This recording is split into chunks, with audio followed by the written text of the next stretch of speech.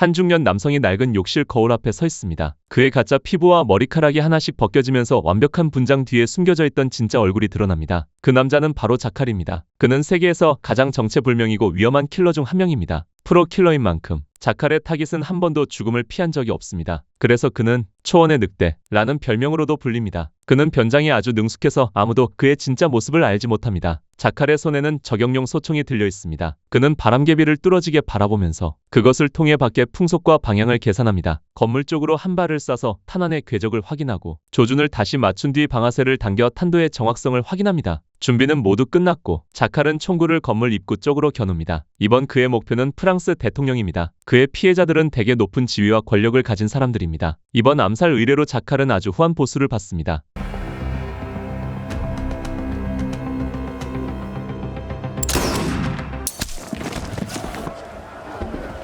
노련한 킬러 앞에서 경호원들은 반응조차 할 틈이 없었습니다. 결국 프랑스 대통령은 죽음을 맞고 전직 대통령이 됩니다. 그 총성 한 발로 주변은 곧바로 혼란에 빠지고 경호원들은 급히 망원경을 사용해 저격수가 숨은 위치를 찾습니다. 곧 멀리 떨어진 건물 위에서 조준경에 반사된 빛을 통해 그를 발견합니다. 자칼은 마치 정부의 추적을 조롱하듯 일부러 자신의 위치를 드러냅니다. 이번 임무를 멋지게 성공시킨 그는 큰 돈을 벌게 될 것입니다. 자칼은 소총을 조심스럽게 분해하고 다시 조립합니다. 그는 아무런 망설임 없이 침착하게 모든 것을 빠르게 정리합니다. 그런 다음 자칼은 마치 이곳에 있었던 적이 없다는 듯이 자신의 모든 흔적을 깨끗이 지웁니다. 떠나기 전에 자칼은 경찰을 위해 작은 선물을 하나 남깁니다. 그것은 침대 밑에 설치된 타이머 폭탄입니다. 모든 준비가 끝나자 자칼은 차를 몰고 빠르게 현장을 떠납니다. 그는 길에서 사이렌을 울리며 달려오는 수많은 경찰차와 대테러 부대를 마주칩니다. 그러나 자칼의 얼굴에는 아무 일도 없다는 듯한 표정이 담겨 있습니다. 그는 곁눈질만 하고 근처의 다른 주차장으로 차를 몰아 새로운 차량으로 바꾼 후 그대로 도주합니다. 한편 경찰은 막 호텔 방에 들이닥치고 바로 타이머 폭탄을 발견하지만 이미 너무 늦었습니다. 동시에 자칼이 현장에 남긴 차량도 폭발하여 그의 흔적을 완전히 없앱니다. 자칼은 마치 자신의 영역에서 활동하는 외로운 늑대처럼 움직입니다. 이 정체불명의 킬러라는 일 외에는 그의 삶은 매우 지루합니다. 아무도 자칼의 진짜 정체를 알 수 없습니다. 그의 모든 암살은 완벽한 변장 덕분에 범인을 추적할 수조차 없었습니다. 이번 자칼의 목표는 한 IT 기업의 CEO입니다. 뛰어난 변장 실력으로 자칼은 청소 직원으로 위장해 쉽게 회사에 침입합니다. 하지만 모든 일이 항상 계획대로만 흘러가지는 않습니다. 자칼이 소음기를 설치하던 중 한 여성 직원에게 들키고 맙니다. 그는 반사적으로 그녀의 이마 한가운데에 총을 쏘고 그녀는 그대로 쓰러집니다. 그 소리에 보안 요원이 이상함을 느끼고 자칼에게 다가와 무언가 수상한 걸 보지 못했냐고 묻습니다. 하지만 자칼은 프랑스어를 할 줄 몰라서 곧 정체가 들통나고 그는 즉시 총을 쏴 경비원을 사살합니다. 비명을 지르며 살려달라는 외침이 퍼졌지만 자칼의 임무에는 증인을 남길 여유가 없어서 그는 모두를 제거했습니다. 옆 사무실에 있던 CEO는 상황을 목격하고 황급히 비상계단 쪽으로 달려가는데 자칼은 여전히 침착하게 아래를 조준합니다. 목표물이 나타나자 그는 총을 쏴서 CEO의 다리를 명중시켰습니다. 부상을 입은 CEO는 끊임없이 살려달라고 애원하지만 자칼은 그의 다리에 동맥이 파열돼 오래 버티지 못할 거라는 걸 알아차리고 더 이상 시간을 낭비하지 않습니다. 사무실에서 벌어진 소동은 결국 그의 위치를 노출시키고 건물에 경보가 울려 퍼졌습니다. 자칼은 곧바로 옥상으로 올라가 군중을 향해 연막탄 몇 개를 던지고 줄을 이용해 가볍게 아래로 미끄러져 탈출했습니다.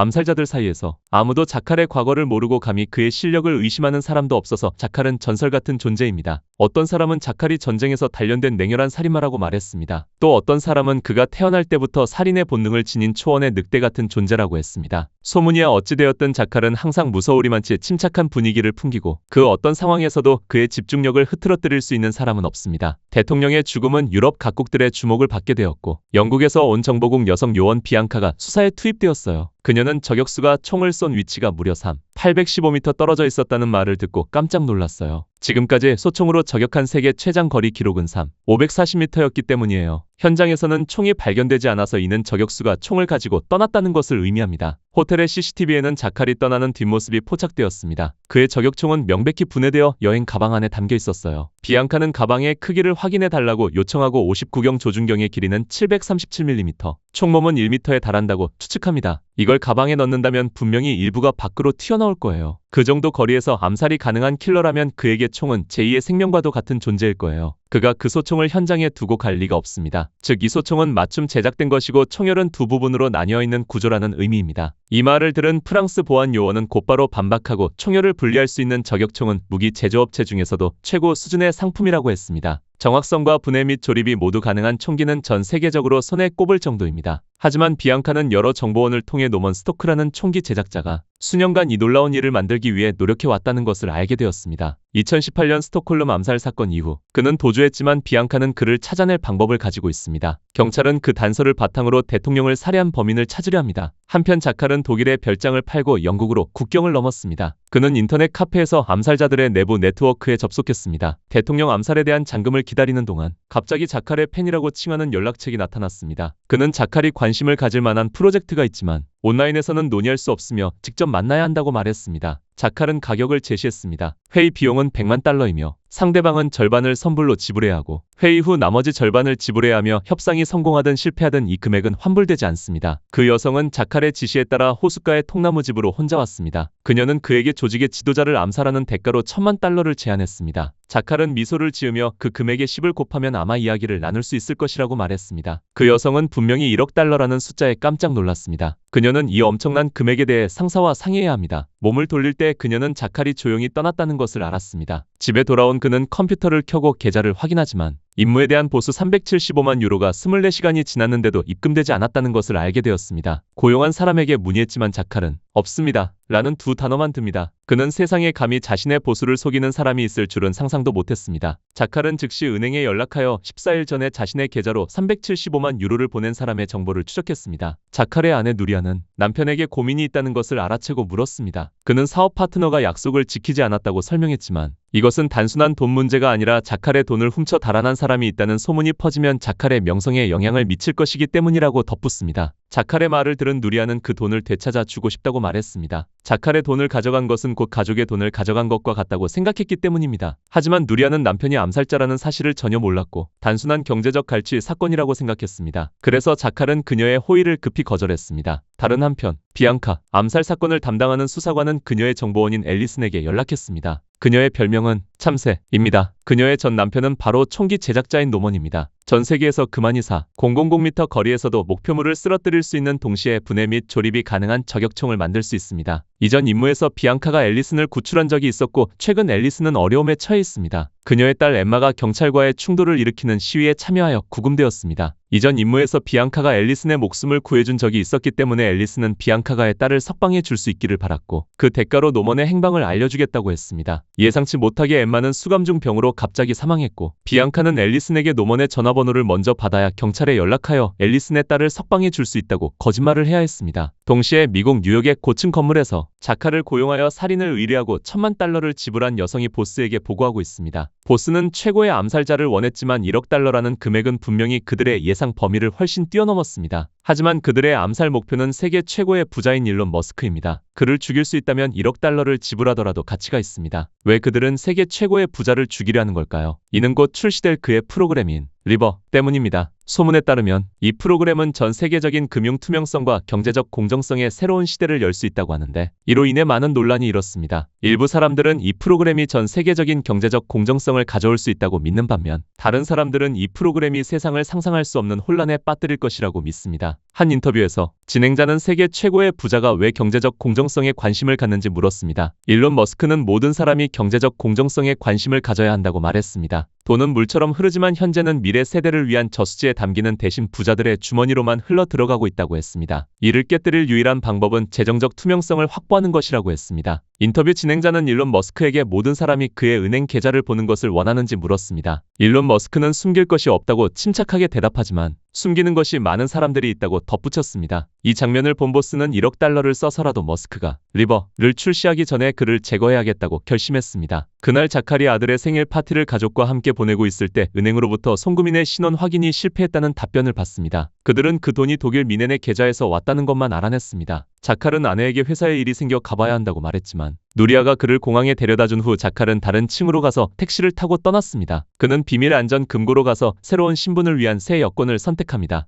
하지만 택시를 타고 공항으로 가는 길에 자칼은 길가에서 꽃을 사는 누리아에게 목격되었습니다. 누리아는 즉시 자칼에게 전화하지만 상대방은 음성사서함으로 연결되어 누리아는 남편을 의심하기 시작합니다. 다른 한편 감시 카메라 영상을 다시 본 비앙카는 자칼의 배낭에 주목했습니다. 그는 가방의 상표를 찢어버렸지만 영상을 확대하자 두 개의 삼봉우리 모양과 비슷하다는 것을 알 수 있습니다. 자칼이 기술회사 이사를 암살하는 장면을 담은 영상에서 그는 9mm 소구경 브라우닝 마크 3 권총을 사용하는 것을 볼 수 있습니다. 분명히 자칼은 더 강력한 살상력을 가진 총기를 선택할 수도 있었지만 왜 그는 이 작은 파괴력의 권총을 선택했을까요? 조사 끝에 비앙카는 암살자가 영국인임을 확인했습니다. 이 9mm 소구경 브라우닝 마크 3 권총은 몇 년 전까지만 해도 많은 영국 군부대의 표준 무기였으며 그의 배낭은 영국의 작은 신생 기업에서 제조한 것입니다. 이 배낭은 퍼펙트백이라고 불리며 8개월 전에 출시되어 영국에서만 판매되었습니다. 일반적으로 저격수는 조력자의 지원을 받지만 이 암살자는 다릅니다. 두 번의 공격 모두 그는 혼자 행동했습니다. 아마도 그는 영국 군대에서 복무했고 이 방향으로 암살자의 신원을 조사할 수 있을 것입니다. 이동 중 자칼은 이전에 그와 협상했던 지나라는 여성으로부터 메시지를 받습니다. 그들은 공원에서 만나기로 약속했습니다. 1억 달러라는 금액이 너무 크고 이번이 첫 협력이기 때문에 그들은 5천만 달러를 선불로 지불할 수 없고 예약금으로 2천만 달러만 줄 수 있습니다. 자칼은 잠시 생각하다가 동의했습니다. 그는 몇 건의 큰 계약을 완료한 후 이 암살자 일을 조만간 끝낼 생각입니다. 그 여성은 자칼에게 리버 이벤트가 출시되기 전인 이달 28일까지 목표물을 제거해야 한다고 요구했습니다. 그렇지 않으면 이 거래는 취소될 것입니다. 이후 연락에서 지나는 목표를 롤단이라는 암호명으로 지칭할 것이라고 말했고 자칼에게도 가명을 사용해야 한다고 했습니다. 그는 진아에게 초원의 늑대라는 가명이 어떻겠냐고 물었습니다. 자칼은 자신의 대리인으로 변장하여 은행에 가서 375만 유로의 출처를 조사합니다. 그는 그 돈이 하킬리스 에너미라는 회사의 법인 계좌에서 왔다는 것을 알게 되었습니다. 은행 측은 고객 정보를 공개할 수 없지만 송금한 사람의 회사의 등록 정보는 온라인에서 조회할 수 있다고 했습니다. 온라인 검색 후 자칼은 이 회사의 모회사가 옥스퍼드 저스트이고 담당자는 헬랜드라는 남자인 것을 알아냈습니다. 다른 한편 비앙카는 특수 부대를 이끌고 총기 제작자 노먼의 은신처를 급습했습니다. 하지만 그는 이미 함정을 설치해 두었고 이로 인해 특수 부대는 큰 피해를 입었습니다. 비앙카는 노먼을 향해 계속 총을 쏘며 추격했지만 그는 차를 훔쳐 달아났습니다. 하지만 지원 요청 후 그녀는 노먼이 도주하면서 숲을 속에 버리고 간 가방을 발견했습니다. 그 안의 물건들은 그에게 분명히 매우 중요한 것들입니다. 본부로 돌아온 비앙카는 엠마의 죽음을 36시간 넘게 보고하지 않고 숨겼다는 이유로 상관으로부터 질책을 받습니다. 이는 규정 위반입니다. 게다가 이번 작전에서 특수 부대원 2명이 사망했습니다. 이 모든 피해는 노먼이 암살자에게 무기를 제공했을 것이라는 비앙카의 추측 때문에 발생했습니다. 할크로우는 그녀에게 작전을 중단하고 수사를 멈추라고 명령했습니다. 하지만 비앙카는 노먼이 남기고 간 가방을 가져와 회의 테이블 위에 놓고 여러 내용물을 조립합니다. 조립하면서 비앙카는 오늘 아침에 이 가방을 세관에 가져갔는데 저격총을 보안 검색대를 통과하는 동안 아무런 제재 없이 가져올 수 있을 거라고는 상상도 못했다고 말했습니다. 가방이 금속 탐지기를 통과할 때 경보가 울리지 않았습니다. 이 총은 분명히 노먼이 설계한 프로토타입일 것이고 비앙카는 아마도 암살자가 프랑스 대통령을 암살하는데 사용했을 수도 있다고 추측습합니다. 동시에 그녀의 동료는 영국에 있는 저격수 전문 훈련 부대에 도착했습니다. 수사관들이 찾고 있는 조건에 맞는 뛰어난 저격수 목록을 입수한 후 훈련 교관은 경찰이 815m 거리에서 목표물을 맞출 수 있는 저격수를 찾고 있다는 말을 듣고 놀랐습니다. 그는 자신도 그런 사람을 본 적이 없다고 말했습니다. 심지어 훈련 교관이 준 목록에 있는 사람들 중에도 그런 일을 해낸 사람은 없습니다. 이번 작전에서 비앙카의 동료 2명이 희생되었고 그녀 혼자 살아남기 때문에 비앙카는 당국에 소환되어 조사를 받습니다. 그녀의 급여가 적지 않음에도 불구하고 비앙카의 가정 경제 상황은 넉넉하지 못했습니다. 경찰은 비앙카가 동료들을 해치도록 매수되었을 가능성을 배제하지 않습니다. 정보 세계에서는 누구든 거짓말을 할 수 있으므로 철저한 조사를 거치기 전에는 아무도 믿을 수 없습니다.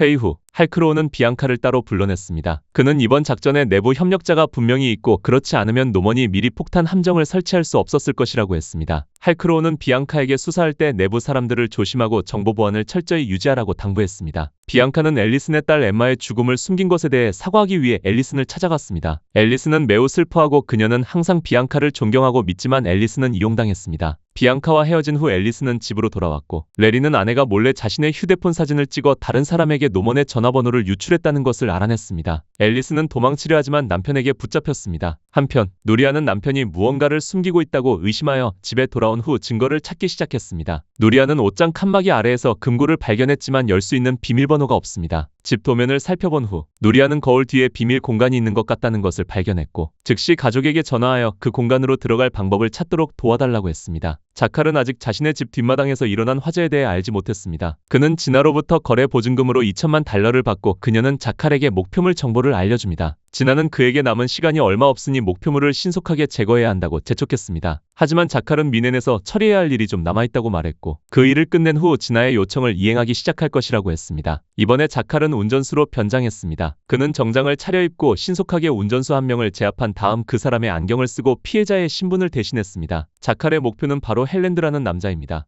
헬랜드는 강력한 경호팀의 보호를 받고 있지만 자칼은 조수석에 앉은 경호원을 단 한 발의 총격으로 쓰러뜨린 후 갑자기 좁은 골목길로 차를 몰았습니다. 보스의 전화를 받은 경호원들은 즉시 추격에 나섰습니다. 양측은 미넨 시내를 엄청난 속도로 질주하며 추격전을 벌였습니다. 마침내 자칼은 길가의 장애물을 이용하여 추격자들을 막고 차를 멈춰 헬랜드를 돌아보았습니다. 그는 자칼의 목적을 알아채고 즉시 남은 돈을 모두 지불하고 자칼이 자신을 죽이지 않는다면 어떤 돈이라도 주겠다고 맹세했습니다. 하지만 자칼은 돈이 필요 없습니다. 헬랜드는 그 말을 듣고 차 문을 두드리며 도망치려 했지만 그의 손은 달팽이처럼 약해서 아무리 두드려도 문이 부서지지 않습니다. 자칼은 욕설을 내뱉은 후 단호하게 총을 쏘아 헬랜드에게 천국행 티켓을 선사했습니다. 목표를 처리한 후 자칼은 침착하게 옷을 갈아입고 흔적을 지우기 위해 차 뒤에 시한폭탄을 설치했습니다. 헬랜드의 경호원들이 차를 몰고 도착할 때 그들을 맞이한 것은 온 지역을 뒤흔드는 엄청난 폭발음이었습니다. 자칼은 멀리서 그 모든 것을 지켜보았고 유유히 자유롭게 몸을 돌려 떠났습니다. 하지만 자칼은 아내와 가족들이 금고를 부수고 그의 비밀 작업실을 발견했다는 것을 상상도 못했습니다. 가면틀, 여권, 여러 나라의 현금이 가득한 가방을 본 누리아는 충격에 휩싸였고 자칼 또한 이 장면을 전화로 지켜보았습니다. 처음으로 그는 그렇게 어려운 선택을 해야 한다는 것을 느꼈습니다. 결국 집으로 돌아가 해명해야 할까요? 아니면 미국으로 가서 세계 최고의 부자를 죽이고 1억 달러의 보수를 받아야 할까요? 암살자의 신분이 드러났을 때 무슨 일이 일어날까요? 자칼은 경찰관의 머리에 총을 쏘고 옆 트럭 운전수에게 총을 던졌습니다. 당황한 운전수의 눈빛에도 불구하고 자칼은 그를 쏘아 죽였지만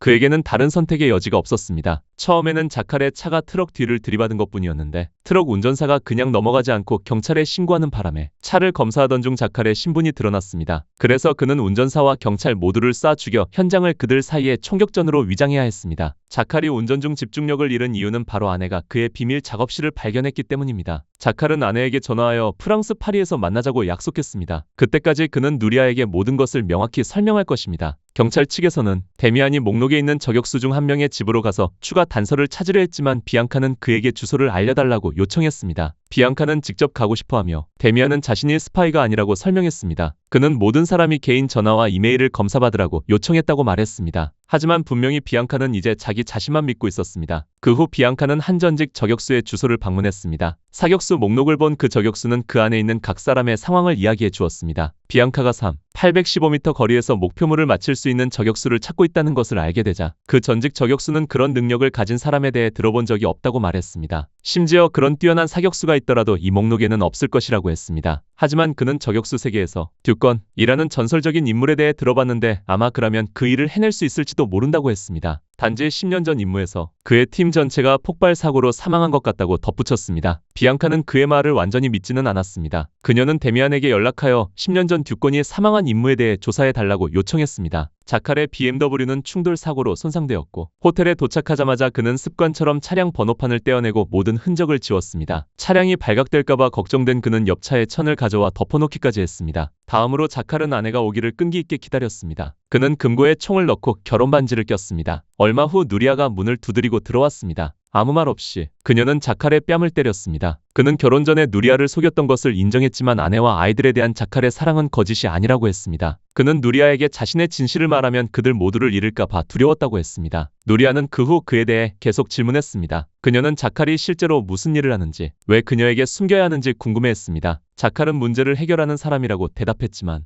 누리아는 그 대답을 이해하지 못했습니다. 자칼은 그녀에게 자신의 일이 대기업과 다국적 기업에 문제가 생겼을 때 그 문제를 해결하기 위해 그가 파견되는 것이라고 설명했습니다. 누리아는 그가 살인자라고 의심했지만 자칼은 즉시 부인하며 산업 스파이라고 말했습니다. 하지만 업무의 특성상 때로는 가짜 신분을 사용해야 하고 때로는 다른 사람에게 뇌물을 줘야 할 때도 있다고 했습니다. 자칼이 조사하는 사람들은 모두 억만장자와 지위가 높은 사람들이었고 그들은 매우 위험했기 때문에 그는 자신을 보호하기 위해 총을 사용해야 했습니다. 엠마는 자칼의 감미로운 말에 설득되었는데 남편의 안전을 걱정했습니다. 하지만 자칼은 아내를 안심시키며 딱 2주만 더 시간을 주면 이 위험한 일을 그만두겠다고 약속했습니다. 일이 끝나면 자칼과 누리아는 그들이 원하는 좋은 삶을 살기에 충분한 돈을 갖게 될 것이라고 했습니다. 말했습니다. 자칼의 아내는 그에게 약속을 지키라고 했고 자칼은 그녀에게 자신이 한 말을 지키겠다고 맹세했습니다. 같은 시각 미국의 한 금융재벌은 초원의 늑대 자칼에 대해 이야기하고 있었습니다. 그들의 의뢰를 받았음에도 불구하고 자칼이 미넨에서 사람을 죽였기 때문에 그들은 그가 암살 임무를 완수하지 못할까 봐 걱정했습니다. 지나는 시간이 촉박하다는 것을 이해하지만 초원의 늑대만큼 뛰어난 암살자를 다시 찾을 수 없을 것이라고 설명했습니다. 이때 새로운 소식이 들어왔습니다. 초원의 늑대가 피해자가 암살 보수를 지불하지 않았기 때문에 그를 죽였다는 것입니다. 그 말을 들은 재벌은 갑자기 생각을 바꿨습니다. 초원의 늑대는 미넨으로 돌아왔고 경찰은 단지 미지급된 돈을 받기 위해 도시 전체를 수색하고 그를 체포하였습니다. 재벌에게 이것은 초원의 늑대의 거래 준수 성향을 보여주는 것이었지만 만약을 대비하여 재벌은 진아에게 초원의 늑대를 감시하여 진행 상황을 확인하도록 명령했습니다. 다른 한편 레리는 아내 앨리슨에게 배신당했기 때문에 그녀를 살해했습니다. 그는 앨리슨의 휴대폰으로 비앙카에게 문자를 보내 만남을 약속했습니다. 그녀가 도착했을 때 레리는 어둠 속에서 나와 단검을 꺼내 비앙카를 공격했습니다. 격투 끝에 비앙카는 강둑을 따라 도망쳤습니다. 마침 그곳을 지나간 사람들이 있어서 레리는 함부로 행동할 수 없었습니다. 비앙카는 본부에 지원을 요청하는 전화를 걸면서 그를 앞에 다리로 유인했습니다. 다행히 근처에 있던 빈스 요원이 제때 도착하여 그녀를 도왔습니다. 경찰 2명에게 밀려 강둑까지 간 레리는 재빨리 지나가던 작은 배에 뛰어올라 도주했습니다. 비앙카와 경찰이 앨리슨의 집에 도착했을 때 그들은 그녀가 이미 죽어있는 것을 발견했습니다. 도주 중인 레리는 분명히 비앙카를 놓아줄 생각이 없었습니다. 그는 사람을 시켜 그녀의 집 주소를 알아낸 다음 비앙카의 딸을 납치하여 인질로 삼았습니다. 하지만 레리는 그녀가 정확한 총격 한 발로 그의 다리를 쏘아 딸을 구출했을 뿐만 아니라 노먼에 대한 정보를 얻기 위해 그를 체포할 줄은 상상도 못했습니다. 에스토니아 탈린의 한 섬에서 세계 최고의 부자인 일론 머스크는 부하로부터 누군가가 자신을 처리하기 위해 전문 암살자를 고용했다는 소식을 들었습니다. 하지만 머스크는 분명히 이번 여행의 행사를 취소하고 싶지 않았습니다. 그는 그 전문 암살자가 섬의 삼엄한 보안 시스템을 뚫고 자신을 죽일 수 있는지 시험해보고 싶어 했습니다. 하지만 자칼은 당장 일론 머스크를 암살하기 위해 섬에 갈 생각이 전혀 없었습니다. 탈린에 도착한 후 그는 머스크가 행사를 개최할 전시 센터로 가서 암살을 실행할 적절한 위치를 물색했습니다. 모든 사람이 음악에 취해 있는 동안 자칼은 전시 센터 최상층의 칸막이 구역에 도착했습니다. 이곳에서 그는 틈새를 통해 메인 무대를 볼 수 있었습니다. 그런데 갑자기 자칼의 발밑바닥이 움직이면서 그는 하마터면 떨어질 뻔했습니다. 그는 다행히 케이블을 붙잡고 목숨을 건졌습니다. 하지만 올라오는 동안 자칼의 휴대폰이 떨어졌습니다. 파티가 끝난 후에도 아무도 휴대폰을 돌려주러 오지 않았습니다. 이 휴대폰은 자칼과 그를 고용한 사람 사이의 연락수단이었기 때문에 잃어버릴 수 없었습니다. 자칼은 무대 한가운데 떨어진 휴대폰을 발견했습니다. 떠나기 전에 자칼은 암살을 실행할 때 필요할 수도 있기 때문에 경비원의 이름을 휴대폰에 기록해 두었습니다. 하지만 호텔 방으로 돌아왔을 때 초대받지 않은 손님이 와 있었습니다. 자칼은 한숨을 쉬며 몸을 돌리는 동시에 방문을 잠갔습니다. 자칼은 진아의 앞으로 걸어가 살기등등한 표정으로 그녀를 쏘아보았습니다. 진아는 전혀 두려워하지 않고 그녀는 자칼이 그들의 2천만 달러를 받았지만 미넨에서 제멋대로 행동했다고 말했습니다. 그녀는 자칼에게 행동하지 않으면 극단적인 조치를 취할 것이며 그를 가만두지 않을 것이라고 위협했습니다. 진아는 또한 그들의 조직이 매우 강력하므로 자칼이 보복을 당하고 싶지 않다면 신중하게 행동해야 한다고 단호하게 주장하며 노먼 스토크가 그녀의 말을 증명해 줄 것이라고 덧붙였습니다. 진아는 자칼의 자유를 침해할 의도는 없었고 단지 그를 감시하기 위해 파견되었습니다. 진아는 자칼이 임무를 완수할 때까지 탈린에 머무를 것이며 자칼에게 도움이 필요하면 연락해도 된다고 말했습니다. 만남을 끝낸 후 자칼은 고개를 돌려 옆에서 낚시를 하고 있는 노인들을 바라보았습니다. 그중 한 여성은 다리에 깁스를 하고서도 여전히 열심히 낚시에 집중하고 있었습니다. 호텔로 돌아온 그는 다크웹에 접속하여 노먼에게 연락했습니다. 자칼은 그에게 특별한 총이 필요하다고 알렸습니다. 노먼은 그의 전화번호를 자칼에게 보냈고 곧 자칼은 전화를 걸었습니다. 그는 노먼과 같은 무기 전문가의 도움이 필요했습니다. 하지만 요구 사항을 명확히 말하기 전에 자칼은 노먼에게 요즘 특이한 일이 없었는지 물었습니다. 노먼은 몇 명의 불청객을 만났지만 그들을 처리했고 현재 부다페스트에서 있고 매우 안전하다고 말한 후 자칼은 요구 사항을 말했습니다. 그는 최소 75m 거리의 목표물을 쏠 수 있지만 매우 민감한 스캐너와 금속 탐지기를 통과할 수 있는 총이 필요했습니다. 그 총에 대한 기한은 5일이었습니다. 노먼은 그 불청객들 때문에 팔을 다쳐서 그 일이 거의 불가능하다고 말했습니다. 심지어 노먼은 엉덩이조차 닿지 못할 정도로 무능했어요. 노먼은 5일 안에 혼자서는 완료할 수 없었고 아무도 믿지 않았기 때문에 조력자도 없었습니다. 자칼은 그 말을 듣고 그가 자신을 믿는지 물었습니다. 다른 한편 비앙카는 병원에 갔습니다. 그녀는 모든 경찰을 쫓아낸 후 베개로 레리의 입을 막았습니다. 몇 번 그런 일이 있고 나서 그녀는 그에게 선택지를 제시했습니다. 하나는 레리가 감옥에 갇히는 것이고 다른 하나는 노먼의 행방을 경찰에 알리는 것이었습니다. 레리가 경찰에 협조하면 그들은 그의 아내 장례식을 치르도록 그를 석방해 줄 것이라고 했습니다. 몇 번의 질식 끝에 레리는 마침내 비앙카에게 노먼이 부다페스트에 있지만 정확한 주소는 모른다고 말했습니다. 공항에서 몇 킬로미터 떨어진 작은 마을에 있는